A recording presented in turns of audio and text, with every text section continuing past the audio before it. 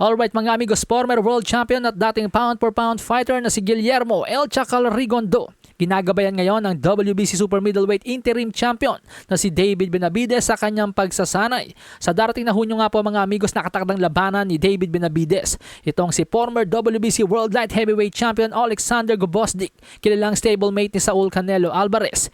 Pinaniniwalaan maging ng trainer na si Robert Garcia na ang laban na ito ay gagawing measuring stick ng kampo ni Canelo. Ito ang laban na posibleng gawing basehan ni Eddie Reynoso, trainer ni Canelo, upang mag-decide kung si Canelo ba ay ilalaban pa kay Benavidez o tuluyan ng iaatras. Si Alexander Gvozdyk ay may kartadang 20 wins, 1 loss with 16 knockouts. Ang kanyang kaisa-isang talo ay mula sa kamay ng halimaw na si Artur Beterbiev. Kilala si Gvozdyk sa pagkakaroon ng maganda at matutulis na jabs, magandang footwork sa kanyang height at may power din, taglayang 80% knockout ratio. Marahil inaasahan ng kampo ni Benavidez na magiging madulas at gagamit ng mga matutulis na jabs itong si Alexander Gvozdyk sa laban. Hindi ito basta maikipagsabayan kay Benavidez. Kaya naman sa training ni Benavidez ngayon mga amigos, sumasa ilalim si Benavidez sa pagsasanay ng isa sa mga pinakamadulas na kalaban na maging si John Riel Casimero nga po ay sumakit ang ulo kakahabol dito. Walang iba kundi si Guillermo El Chacal Rigondo. Makikita sa training session na animoy tinuturuan ni Rigondo si David Benavidez kung paano ang tamang paraan mang corner ng isang madulas na kalaban. Bagamat hindi naman na po bago kay David Benavidez harapin ang mga madudulas na kalaban. Sa katunayan nga po sa kanyang huling dalawang laban, dalawang kalaban na may magagandang footwork ang kanyang nakasagupa,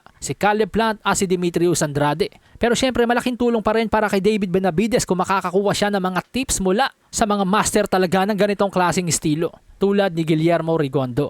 Sa kabilang training session, head movement naman po at counter right straight ang pinapractice ni David Benavidez. Mukhang ito ang pangsagot nila sa mga matutulis na jabs ni Gvozdyk. So parang ang lagay mga amigos, kung didistansya lang sa buong 12 rounds itong si Gvozdyk at hindi maikipagsabayan kay Benavidez, heto ang kanilang solusyon.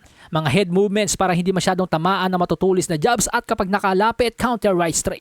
At kapag nagtatatakbo naman itong si Alexander Gvozdyk sa laban, nire-ready na nga po ngayon ni Guillermo Rigondo itong si David Benavidez at tinuturuan kung paano ang tamang pang-corner sa isang madulas na kalaban.